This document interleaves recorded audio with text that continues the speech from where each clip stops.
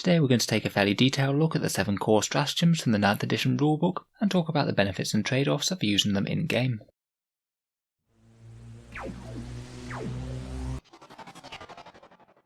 Hello and welcome back to Auspex Tactics, the strategy focused 40k channel, where we're all about getting the most out of our miniatures on the tabletop. So with the 9th edition rules unveiled in full, I thought it would be worth re-examining the core stratagems, seeing as every single one has changed and we've also acquired 4 new ones. As core stratagems, they're quite likely to come up in a lot of games, as every single army has access to them. In this video we'll go through every one, talk about how strong they are I think relatively, whether they've got weaker or stronger than the previous edition if they existed, and talk about some of the best situations to think about using them. Let's jump straight into it.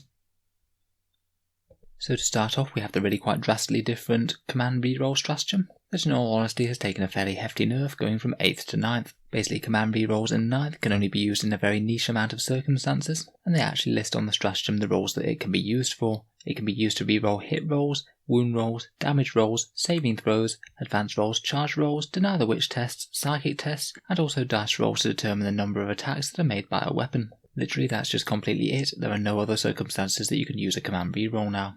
The main losses to my mind are things like rerolling on datasheet abilities, such as Guilliman gets back up on a 4+ the first time he dies. That was an absolutely excellent use for a command reroll. Losing it is certainly a nerf to Guilliman. Same with other characters such as Saint Celestine. You can no longer reroll explodes results. If you roll that 6 on the explosion, then there's nothing you can do about it now under normal circumstances. That tank or vehicle is just going to blow up, even if it's really damaging. You can't use it to reroll a failed morale test anymore, which does help to make morale a bit more of a meaningful mechanic in a small way, as you could surprise fail a key test and then not be able to do anything about it. And also you can't reroll things like stratagems, such as Agents of Vect for example, which would go off on 2+. If you roll the 1 for it now, then you've just wasted a lot of command points. This one's even more of a big deal on other stratagems that only go off on a 4+. Say for example, trying to get a Tyrannus Knight back up on a 4+ for 3 command points. Now much worse of a deal, now you can't reroll the 4+ if it doesn't happen. Honestly, it's going to take a little while to get used to, but command rerolls have really changed. Furthermore, if you're re-rolling the number of dice for a psychic test or charge result, or the number of shots that a weapon makes, you now must re-roll all of the dice. You don't pick one and re-roll one, you re-roll the entire roll. It's a bit of a mixed blessing to be honest. I think for the most part, I think it's going to make it worse for things like charge rolls and psychic tests, because you could really helpfully tailor your command re-roll to the test or charge in general. Say if you happen to roll a 6 and a 1 for a charge roll, then you'd have a decent chance of making that charge if you re-rolled that 1. Now even if you got very close on the original roll, you must still re-roll the entire roll. Admittedly, it is better if you say rolled snake eyes for a charge and you wouldn't have been able to make it either way by re-rolling one of the dice. That will be a situation that it will be better in, but I think on the whole for psychic tests and charge phase rolls, the command re-roll has become less viable and less powerful. One of the few buffs that I think the command reroll has got is that it could potentially reroll multiple dice at once for a weapon that rolls very low in its number of shots. Say if you're firing an Astra Militarum Wyvern and it fires 4 times with 4d6, if you roll something like 2 1s and 2 2s for it, then 1 command point can get you to reroll all of them, which could get you a lot of extra shots compared with just a single CP reroll. A bit niche, but could potentially be strong in certain situations. Overall, I must admit I'm not the biggest fan of this change. I did quite like the way that the command reroll smoothed out probabilities a bit, and it meant that you could have a bit more reliability with your very likely abilities going off. I feel like without being able to reroll these things like Guilliman's Resurrect ability, things just get a bit more random. There's going to be a fair few more games where things just go one way or the other due to pure chance, and I'm not really sure that's the best thing for the game in general myself. Still, I'm not necessarily saying it's loads worse, just personal preference, but in general I do think that we'll be using less command points on command rerolls and more on other more valuable stratagems. Moving on, we come to Cut Them Down, which I think as core stratagems go is a fairly weak one. Basically this is the one where hordes have a decent chance of dealing some mortal wounds to units that fall back when they're within engagement range. Say for example if you had 10 Orc Boys all within engagement range of a squad of Space Marines and the Space Marines fall back, if you use this stratagem, then you'd roll 1d6 for each Orc Boy that was in engagement range, and if you scored a 6 on that roll, then the unit that was falling back would take a mortal wound. It doesn't really take too much math to realise that that's not a great return on mortal wounds, and you have to have a really large amount of models within engagement range to deal any sort of meaningful damage. The 1-inch engagement range really isn't all that big, and it means that basically only the front rank of a unit will typically be able to use this stratagem's mortal wound output, although you might be able to get in a bit more using vertical engagement range with the 5 inches if you're fighting across multiple floors of ruins. In any case, even if you do manage to get 10 models all in engagement range, then you'll only deal on average around about 1 or 2 mortal wounds, and that isn't even guaranteed. For me, I think that the best use of it will likely be when you have a heavily injured enemy unit falling back, maybe an enemy character with 1 wound left. This could give you just a small chance of finishing off that character and preventing your opponent from getting any more use out of them for the rest of their turn. I'd say it's niche but usable if you can remember it, but not really an appreciable buff to hordes that Games Workshop might have been intending for. Moving on, we have Desperate Breakout for 2 command points, and this is the one that allows you to fall back even if you're entirely surrounded by enemy models or you happen to be tri-pointed. The unit that's falling back can fall back straight over enemy models, but any models that can't reach this range are destroyed, which I believe does allow it to be used on immobile units and things, so you could just automatically destroy a drop pod if it was locked up, for example. Also, you roll a d6 for every single model in the unit that's fallen back, and on a 1, any model that you roll for is destroyed, and that unit can't make any further actions this turn, even if you would usually be able to fall back and shoot, for example, if you were Ultramarines. In general, I do think that this one's going to be rarely used, but I feel like it's got quite an important effect on the game even just because it exists.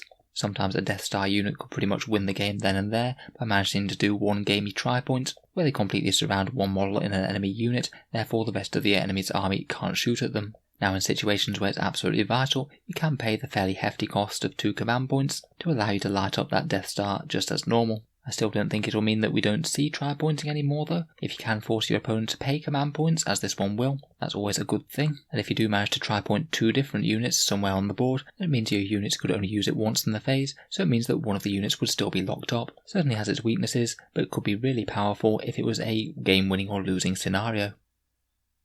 Next up we have Emergency Disembarkation, which is a stratagem to allow you to get out 6 inches from your transport vehicle at increased risk of the units dying, as when you roll the dice for whether or not the passenger is lost from the transport vehicle when it's destroyed, they're destroyed on a 1 or 2 rather than just a 1.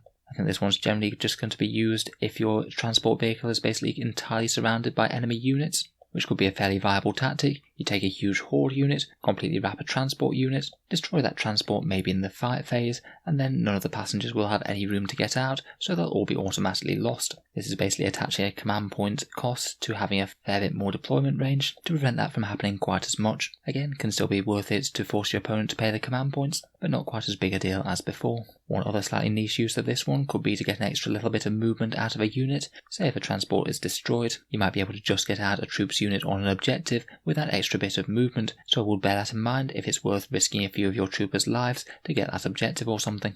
Next up we have a command point to fire Overwatch, a dramatic reduction in the amount of Overwatch that's going on in the game. Rather than being on all the time, you now need to pay a command point to access it unless you Tau. Obviously for 1 command point you're going to be wanting to use this on the biggest scariest thing that is overwatching this turn, maybe things like Imperial Knights or Repulsor Executioners or something, as even if you have some rerolls about, then you're not guaranteed to do all that much damage with it. This change is likely going to need an enormous amount of FAQs to the various Overwatch abilities and all the codexes, and I think that this might make up quite a lot of the FAQ content of the things that come out on the first day of 9th. In terms of in-game, I think it gives the opponent the chance to sort of bait out this stratagem, maybe charge a Land Raider that you're scared of the Overwatch with some cheap chaff troop unit. If they choose not to overwatch them, then perhaps you'll get locked up and not be able to fire the overwatch later, and if they do choose to overwatch them, then they've just wasted that stratagem and then you can charge them with your actual heavy hitters. Unlike other abilities that let you fire overwatch, it's only once per phase and you can only use overwatch once with this. You can't do it all phase, so it's only 1 round of shooting. Naturally it's going to be more powerful on any rule that gets you improved overwatch, or if you have chapter master style rerolls nearby. Bear in mind that infantry can get 5+ overwatch if they're manning defensible ruins when they're charged, so that could allow you to amp up the overwatch that you're getting, particularly if it's in a scary unit such as say Hurricane Bolter Centurions. Next we have Counteroffensive, that's had its wording changed a little bit. It still basically works as before for 2 command points to interrupt in the fight phase, except the previous wording said that you had to have used it after an opponent's charging unit had fought. You can now use it after any unit has fought whatsoever, so this could potentially give it a little bit more utility against things like units that have an ability that let them always fight first, like Slanesh demons, so you could still potentially interrupt them. Finally, we have the Insane Bravery stratagem, which is 2 command points. This still works as normal to automatically pass a morale test, and to be honest I think it will have declined in value a little bit, seeing as now failing a morale test with a big horde unit is no longer a potential catastrophe. You're only ever going to be losing a proportion of the remaining unit, not have the entire unit run away to morale. So I think in general there's not quite as much incentive to use this. However, sometimes it could be key, say stopping the last unit on an objective from running away, as if you fail a morale test then one model automatically goes, so there's still certainly some use for it. However, the big change with Insane Bravery is now that you can only use it once per battle. It means that it's no longer a viable strategy to just literally think, oh, I've only got a few big units, I'll just use Insane Bravery each turn on one of them. It's just not going to work like that anymore, and you can only use it once in the entire game. While the morale phase is arguably weaker than before in terms of the amount of casualties it would inflict, the changes to the command reroll and the Insane Bravery stratagem do mean that armies are going to struggle to mitigate morale quite as much just with the common stratagems. Could be a bit more painful for larger horde units where morale does matter, such as big blocks of Necron warriors, which in general quite likes Insane Bravery, to allow them to stick around until they could use their reanimation protocols the next turn.